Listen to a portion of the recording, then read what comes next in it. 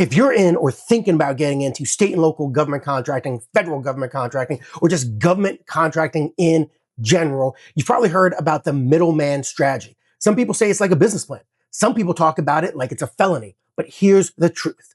Middleman can mean smart prime contracting and teaming, or it can mean pass through, or it can mean set aside illegal fronting. And if you do the last two wrong, you're not just risking a bad CPARS. In the worst case, you're risking a date with the Department of Justice. And yes, that can mean heading into court for serious fines. So stay with me, because in the next 8 minutes, you're going to know about the 4 middleman models and the 3-question test that tells you if your setup is clean, risky, or one subpoena away from ruining your entire week and business. And the reason why there's so much legal fog surrounding a middleman strategy is because the middleman strategy is complex. So let's define it in plain English so you understand what we're talking about. In government contracting, middleman usually means the prime contractor sits between the government on one side and the companies doing most of the hands-on delivery as subcontractors. And here's the part that you cannot forget. The government holds the prime fully responsible for performance, even when subcontractors are doing most of the work. So being in the middle is not automatically shady. Sometimes it's literally the job.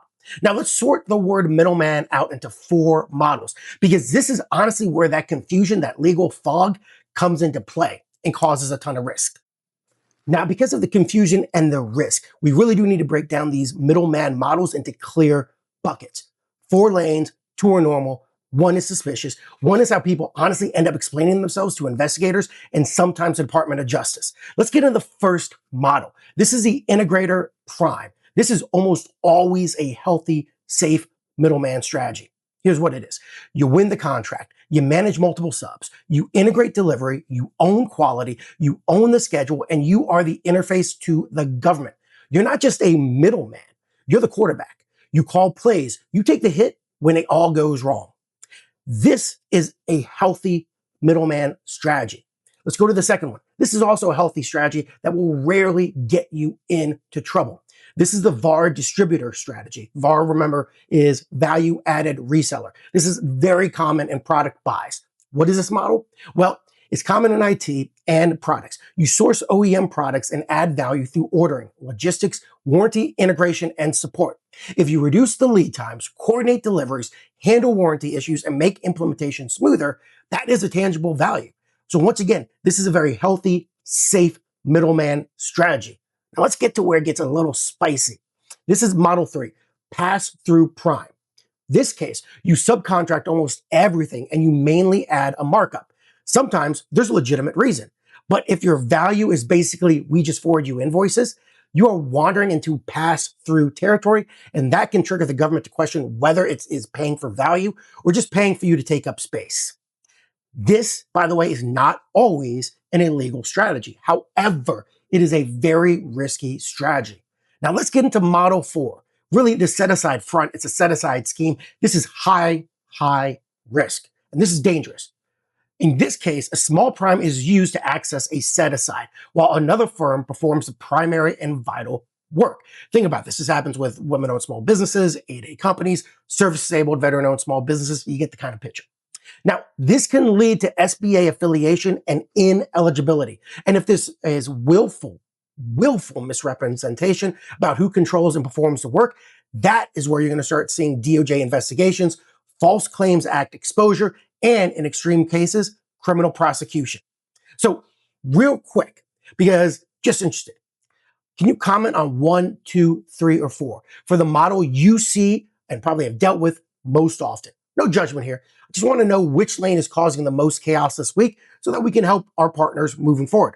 Now that you know the 4 models, let's talk about how this plays out in real life, because the org chart is never the real story.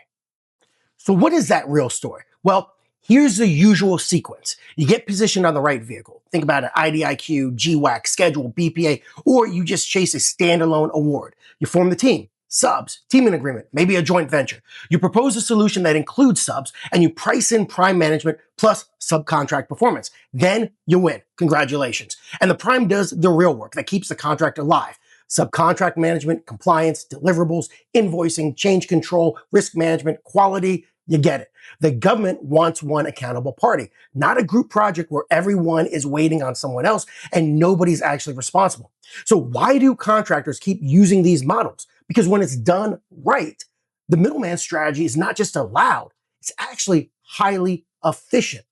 And that's because middleman models exist because they solve real problems. Speed. You can enter a new agency or vehicle faster by teaming.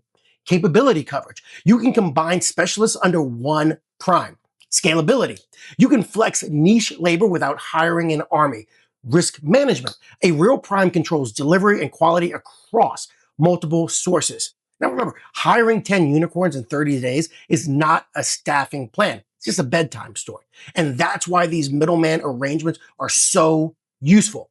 But now we're going to get into the part that really matters and probably really matters to you. The government is not allergic to subcontractors. The government is allergic to paying for profit for no value. So here's the line. This entire topic boils down to one question. Are you value added or are you a toll booth? Remember, a value added prime does subcontract management that benefits the government. Things like integration across multiple subs, quality assurance, schedule ownership, reducing lead times, inventory logistics, warranty handling. You get the picture. Now, let's do two quick contrasts to help you understand this principle. Scenario A. You coordinate 5 subs. You own the master schedule, you run Q&A, you manage risk, you deliver a single integrated solution. That's value. Scenario B. You slap your logo on the invoice, forward emails, and take a percentage because you own the contract. Guys, that's not value. That is a toll booth with a nice logo. And the government, the government does not like toll booths, especially not toll booths that charge profit on someone else's labor. Now, let's talk about set-asides, because if you're doing this in a business set-aside lane, think SDVOSB, WOSB, 8A, right, get the picture, the guardrails and penalties are much tighter and they get real a heck of a lot faster. And if you are in the set-aside lane, there are 2 danger zones that get people hurt and in the crosshairs of the Department of Justice. First, self-performance limits, also called limitations on subcontracting. You cannot win a set aside and hand the bulk of the work to a non-qualifying subcontractor and call it a day. Second, SBA, that's the Small Business Administration, looks at whether your subcontractor performs the primary and vital work or whether you are unusually reliant on them. Here's a gut check, and this is really what you need to think about. If the subcontractor supplies all the key people, owns the past performance, writes the proposal, runs day-to-day delivery, and you are basically billing and just good vibes, that is not a partnership. That is the fact pattern that leads to size protests, terminations, and in the worst cases, DOJ scrutiny for misrepresentation. Now, part 3 is where we're going to build out the compliance structure. But for now, just remember, set aside paper prime energy is expensive and could send you to court. Okay, now you've got the models. You have the line. Now, here is the 3-question test you should run before you submit a proposal and before you ever sign a teaming agreement. Before I dive into the 3-question test, I want you to stop this video, save the video, screenshot this, put it in your capture checklist, because this right now are key questions that you're going to need to be able to answer. Question 1, what value do we add to the government which it actually benefits from? Think integration, QA, schedule control, multi-vendor coordination, something real. Question 2, where is our profit applied? Is it applied on prime management work or as a blanket percentage on subcontract labor? Remember, healthy primes earn profit on prime work. Toll booths earn profit on other people's work. Question 3, if this is a set-aside, are we doing the primary and vital work and meeting self-performance limits? Really, questions are, who controls key personnel? Who manages performance? Who owns the relationship with the government? If the answer is mostly the sub, that's your warning light that something might not be up to snuff. Now, if you can answer all 3 of these questions cleanly, you're usually in good shape. Now, obviously, ask a lawyer, do your own due diligence, but usually you're in good shape. If you can't do this, well, you probably don't need to panic, but you might need to restructure before the government, the SBA, or the DOJ does it for you. Here is the headline. Middleman is not a dirty word in government contracting. No value middleman, That's the dirty word. Pass-through pricing with no substance, that's the dirty word.